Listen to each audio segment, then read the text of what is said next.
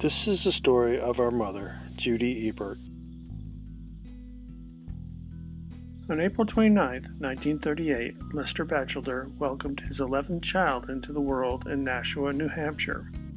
He and wife Marion named the infant Judith Margaret. Judy and her family lived in southern New Hampshire. Judy's mom loved music and loved to sing and passed that love on to her daughter. While Judy was still young, her mother's health was failing, and Judy, along with her brother Malcolm, stepped in to take care of her.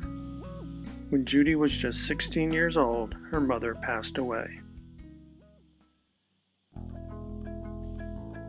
A voracious reader, always eager for knowledge, and always on the go, Judy graduated from Appleton Academy in 1956, and then attended Keene Teachers College. It is there she would become friends with Ruth Knox, a fortunate meeting for us because Ruth would invite Judy to join her at a family gathering where she would meet future husband, our dad, Leonard Ebert. Mom and Dad were wed in a small ceremony in Newington, New Hampshire on July 5, 1958. May 1, 1959, the family started to grow when my sister Leslie was born, followed by Dawn on April 30th of the following year.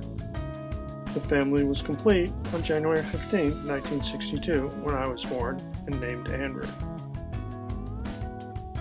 Mom took to the task of raising us, not by just giving us a warm, loving home, but also teaching kindergarten so that she could be closer to me, and becoming a Girl Scout leader so that she could spend more time with Leslie and Dawn. In 1972, my dad's job transferred him to Atlanta. After setting up our new home, Mom did some substitute teaching, later worked as a department manager at Walmart, and also spent time at the Atlanta Auto Auction. Being out and about gave Mom the chance to do what she liked to do best, meet people. She really loved people. Mom was quite an artist. She loved sewing for family and friends, creating everything from dresses to the occasional Halloween costume. Mom also enjoyed making dolls, sewing the clothing, painting the faces. One of her most cherished figures was a Woodsman Santa.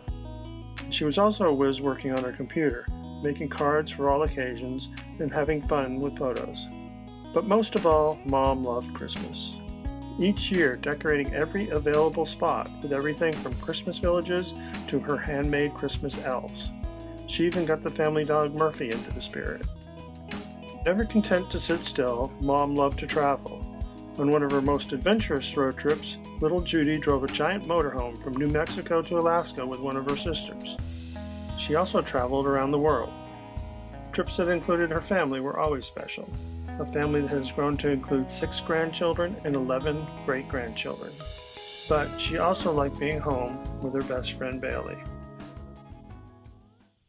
Over the last several years, Alzheimer's had slowly crept up and taken much of Mom's past from her. Although the memories had faded from her mind, she left us all with plenty to remember. We will fondly recall her smile, her wit, her fun-loving nature, her love for everyone and everything. Mostly, we will remember her sense of adventure. In her final months, Mom would often reach out and say, "Let's go," not really knowing where she would go.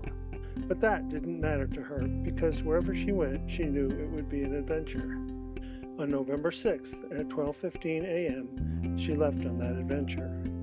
One last time to say, "Let's go."